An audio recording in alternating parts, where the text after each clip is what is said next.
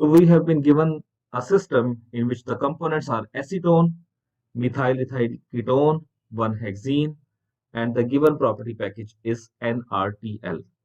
So we will first go to Aspen Plus and we will see how we can do it. So we will first add the component acetone MEK 1-hexene, and then we will select the property package as NRTL. Then we will click on the next.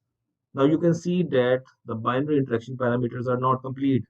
The acetone MEK and acetone 1-hexene interaction parameters are given, but MEK 1-hexene parameters are not given. So how we can get it? We will click on this estimate using UNIFAC, and then we will click on run. And now you can see once results are available that these interaction parameters are now available. But the source for these parameters is R-PCES. So first we need to see what is this R-PCES. The R-PCES, which means utilizing property constant estimation regression. This provides the Bondi method for estimating the R and Q parameters for UNIFAC functional groups.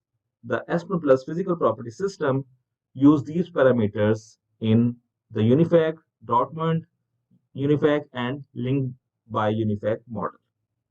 And the Bondi method required only the molecular structure as an input. So this is one of the source, which is PCES, which is property constant estimation, that also provides the information of the missing binary interaction parameters.